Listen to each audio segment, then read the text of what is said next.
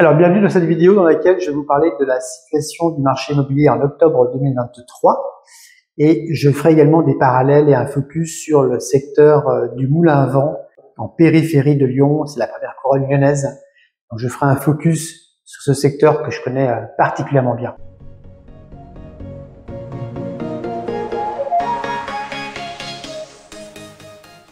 Alors oui, ça me semble nécessaire de faire un petit focus sur le marché immobilier en ce moment. Et l'idée, c'est de vous donner un retour d'un agent immobilier de terrain, quelqu'un qui côtoie tous les jours des vendeurs et des acquéreurs.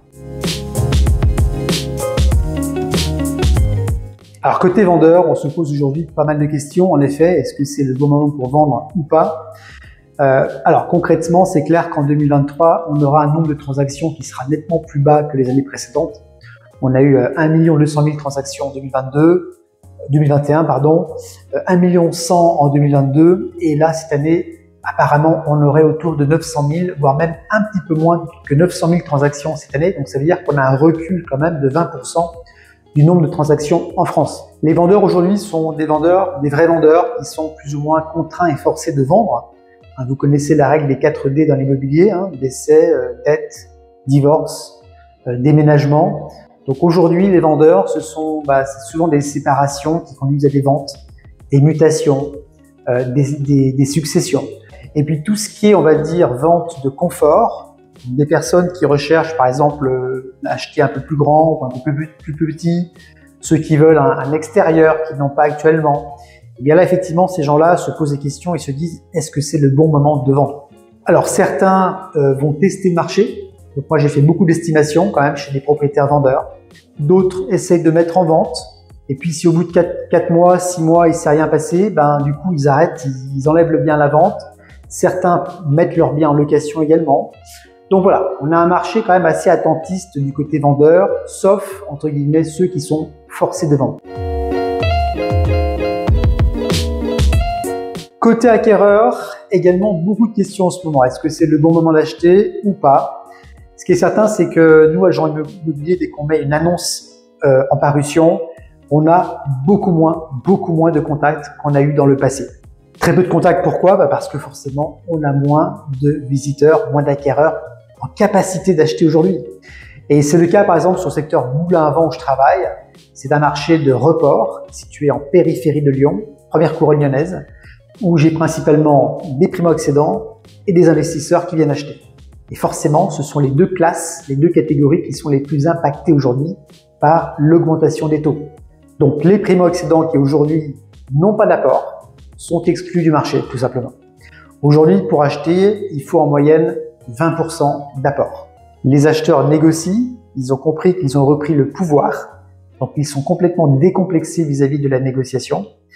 La bonne nouvelle dans cette période, pour nous agents IMO, on a peu de contacts, on a peu de visites. En revanche, des visites qualifiées, avec des personnes qui ont fait en principe une étude en amont, ou alors des personnes qui sont en capacité de payer cash le bien. Donc, peu de visites qui peuvent conduire derrière à des offres et à la vente du bien. Alors les taux, comme vous le savez, ont beaucoup monté. C'est clair, on est passé de 1% à quasiment 5% en 24 mois. Une des raisons pour lesquelles les primo-accédants sortent du marché. Les taux apparemment n'ont pas fini d'augmenter. Et on risque d'avoir en tout cas le maximum à la fin d'année ou en début 2024. Et on va être sur des taux aujourd'hui, en octobre 2023, on est autour des 4,2%, c'est un taux moyen. Il faut savoir qu'on a des banques aujourd'hui qui pratiquent différentes politiques commerciales. On a des banques qui vont faire moins de 4% pour les très bons dossiers, pour les banques qui veulent récupérer des clients avec des bons profils. Et puis, il y en a des banques qui prêtent aujourd'hui au-delà de 5%. Donc, c'est le moment de faire marcher la concurrence parce qu'on peut encore trouver finalement des taux plutôt intéressants. La bonne nouvelle aussi, c'est le taux d'usure qui était une vraie problématique il y a un an et demi. On était bloqué, on ne pouvait plus acheter malgré un super dossier.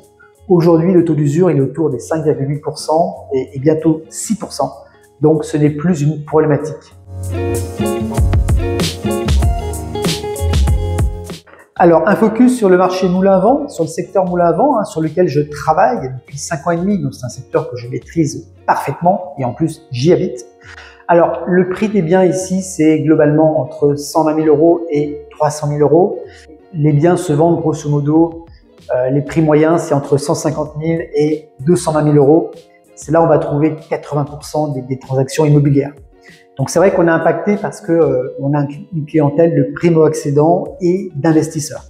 Alors, ce qui se vend bien aujourd'hui sur le secteur moulin à vent, ce sont les petites surfaces, les T2, les T3, les petits T4, on va dire entre 35 mètres carrés et 65 mètres carrés.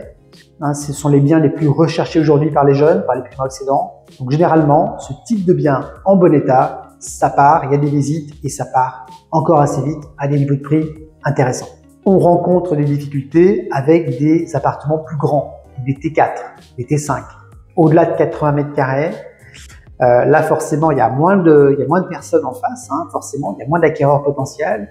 Et si en plus de ça, vous avez des travaux, ça devient compliqué. On a très peu de demandes. On peut avoir 1 ou 2 visites de temps en temps. Donc voilà, ce sont ces types de biens qui ont du mal à partir. Enfin, on a le fameux DPE, vous savez, avec les fameuses passoires thermiques en DPE F ou G. On a des acheteurs aujourd'hui qui ne veulent pas acheter de passoires thermiques. Ça veut dire que si votre bien aujourd'hui il est classé en E, F et G, eh bien il faudra vous attendre à de grosses négociations. Donc là, il va falloir se poser la question de savoir est-ce que j'engage des travaux avant la mise en vente de ces biens-là. Un petit point sur les maisons. Les maisons restent demandées. Pourquoi? C'est l'offre et la demande. Il y a peu de maisons. Il y a encore plus de demandeurs, d'acheteurs potentiels. Les prix ne baissent pas forcément, en tout cas pas sur le secteur moulin à vent, parce qu'on a des maisons grosso modo entre 300 000 et 500 000 €. Et là, on va mettre plus de temps à les vendre. Il y aura peut-être un petit peu de négo, mais au final, elles vont partir à des niveaux de prix toujours importants. Un point sur le marché neuf. Alors, vous le savez, le marché du neuf est complètement à l'arrêt, il est bloqué. Là, il y a vraiment une crise immobilière sur le neuf sans précédent. Alors, j'ai discuté récemment avec un promoteur de la société LNC, des nouveaux constructeurs. Alors, effectivement, ils ont des difficultés à vendre leurs biens, ça c'est clair. Donc aujourd'hui, je pense qu'il y a des vraies opportunités dans le neuf, notamment pour ce qu'on appelle des fins de programme, des queues de programme, des biens qui ne se vendent pas, qui ont du mal à se vendre. Eh bien, les promoteurs aujourd'hui sont capables de faire des remises importantes sur ce type de biens en baissant la TVA, en la passant de 20% à 5,5%, en faisant des remises. Et en plus, vous avez donc les taxes foncières qui est offerte les 2 premières années, frais de notaire dans le prix de vente. Donc au final, quand vous rajoutez toutes ces remises, aujourd'hui, je pense qu'il y a des vraies opportunités dans le neuf sur certains types de biens, certains types de programmes. Il faut être attentif aux propositions des promoteurs. Alors, côté vendeur, est-ce qu'il faut aujourd'hui retarder son projet pour le déplacer peut-être dans 6 mois ou dans 1 an? Là, tout dépend de la nature du projet. Et la question que je vais vous poser à vous, chers vendeurs, quelle garantie vous avez que dans 6 mois, les conditions immobilières seront meilleures qu'aujourd'hui? Personne n'en sait rien. On ne sait pas comment vont évoluer les taux. Alors, apparemment, les taux, ils vont stabiliser et peut-être commencer une petite baisse au 2e semestre 2024. Mais ça, on n'en sait rien, c'est de la spéculation. Les prix, c'est pareil. On entend dire que les prix vont amorcer une vraie baisse en 2024. On ne l'a pas vraiment vu en 2023. Là encore, on n'en sait rien. Ça dépend vraiment du type de bien. Si on rajoute à cela un contexte international, géopolitique, qui laisse planer quand même des doutes sur l'avenir. Donc en gros, il n'y a pas d'argument en fait qui justifie le fait de devoir vraiment décaler la mise en vente. Moi, j'ai envie de vous dire, si vous avez un projet de vente, il faut que celui-ci se réalise, tout simplement. Il n'y a pas vraiment de bon ou de moins bon moment pour vendre. Ce qui est important surtout, c'est votre projet futur.